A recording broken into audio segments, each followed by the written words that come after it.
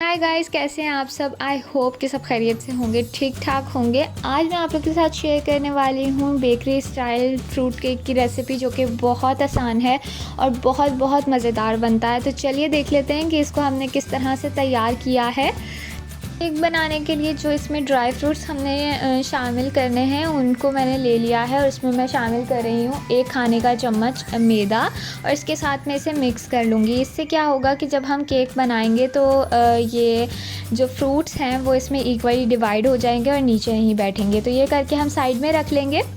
Next हम cake का batter तैयार कर लेते हैं, जिसके लिए मैंने यहाँ पर लिया है 200 gram melted butter, soft melted butter लिया है अनसॉल्टेड, और इसमें मैंने शामिल की है आधा कप चीनी आप अपने हिसाब से कम या ज़्यादा कर सकते हैं। इसको मैं अच्छी तरह से बीट करूँगी। इतनी देर तक हमने इसे बीट करना है जब तक कि ये बिल्कुल सॉफ्ट और फ्लफ़ी सा हो जाए। अगर आपके पास पाउडर शुगर नहीं है, मैंने यहाँ पर इसमें पाउडर शुगर शामिल की है। पाउडर शुगर आपके पास नहीं है तो आप नॉर्मल भी ले सकते हैं।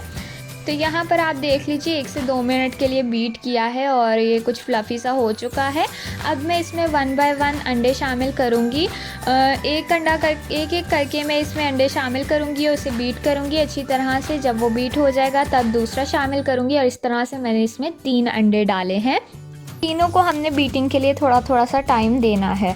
इसके बाद यहाँ पर अब जब अंडे डालकर इसे हम अच्छी तरह से बीट कर लें, तो उसके बाद यहाँ पर मैंने लिया है 1 कप मैदा, 2 खाने के चम्मच भर के मैंने मिल्क पाउडर के लिए हैं, और 1 चाय का चम्मच मैंने इसमें लिया है बेकिंग पाउडर। इन सारी चीज़ों को मैं अच्छी तरह से छान कर इसमें डालूँगी ताकि कोई भी इसके लम्स ना रहें और अच्छे से हर चीज़ मिक्स हो जाए इसमें।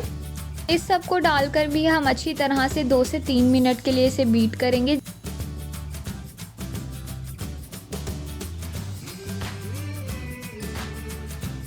जब ये अच्छे से बीट हो जाए, बैटर हमारा अच्छा सा क्रीमी फ्लफ़ी हो जाए, उसके बाद जो हमने ड्राई फ्रूट्स जिसमें मैदा हमने मिक्स करके रखा हुआ था वो मैं इसमें शामिल करी हूँ। मैंने 100 ग्राम लिए हैं।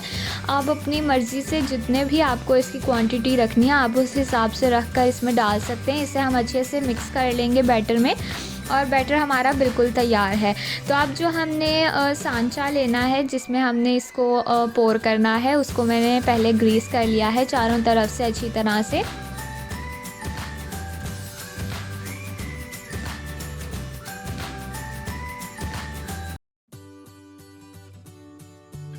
और इसे ग्रीस कर लेने के बाद नीचे मैंने बटर पेपर लगा दिया है। अगर आपके पास बटर पेपर नहीं है तो आप इसके ऊपर ही थोड़ा सा मैदा डस्ट कर सकते हैं, उससे भी ये नहीं चिपकता है। और अब जो सारा बैटर है वो हम इसके अंदर पोर कर देंगे।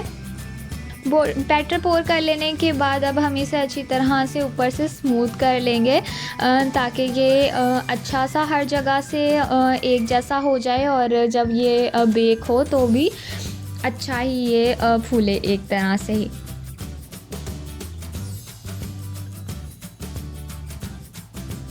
ऊपर से अच्छे से इसे स्मूथ कर लेने के बाद अब हम इसे थोड़ा सा टैप टैप करेंगे ताकि नीचे भी अगर कोई खाली जगह रह गई है तो वो अच्छे से फिल हो जाए। और यहाँ पर ये बिल्कुल रेडी है। ओवन मैंने प्री हीट कर लिया था 180 डिग्री पर 15 मिनट के लिए, और अब मैं इसे रखूँगी और 180 डिग्री पर ही मैं इसे बेक करूँगी तकरीबन 35 to 40 मिनट्स के लिए। 35 मिनट्स के बाद मैं आपको दिखाती हूँ। यहाँ पर 35 मिनट हो चुके हैं और मैंने ये निकाल लिया है। बहुत अच्छा सा इस पर कलर आ गया है। स्टिक इंसर्ट करके देख लीजिए, बिल्कुल क्लियर आ रही है। इसका मतलब है केक हमारा बेक हो चुका है। इसे हम निकाल कर ठंडा होने देंगे और उसके बाद हम इसे के सांचे से रिमूव करेंगे। तो अब केक अच्छी तरह से ठंडा हो चुका है। अब हम इसे रिमूव करते हैं। बटर पेपर और ग्रीस कर लेने की वजह से ये देख लीजिए बिल्कुल आसानी से इसने सांचा छोड़ दिया है और बिल्कुल भी ये नीचे से नहीं चिपका। इसका कलर आप देख लीजिए, बिल्कुल बेकरी से जिस तरह से हम लेते हैं उसी तरह का इस पर कलर आया है। बहुत ही अच्छा, बहुत ही मज़ेदार बन गया। तो चलिए अब मैं इसे आपको काट के दिखा देती हूँ। ये देखिए ये बिल्कुल भी नहीं टूटेगा और बहुत ही अच्छा, बहुत ही मज़ेदार बनकर तैयार हुआ है। फ्रूट भी इसमें एक बारी डिवाइड हो चुका है, तो बहुत ही अच्छा, बहुत ही मज़ेदार, बहुत सॉफ्ट स्पंजी केक बनकर हमारा तैयार हुआ है। तो ज़रूर आप इसे ट्राई कीजिए और फिर हमें कमेंट करके बताइए कि आपका कैसा बना है। वीडियो पसंद आई हो तो लाइक, शेयर एंड चैनल को सब्सक्राइब ज़रूर कीजिएगा। मिलती हूँ आपसे नेक्स्ट वीडियो में। Till then bye bye.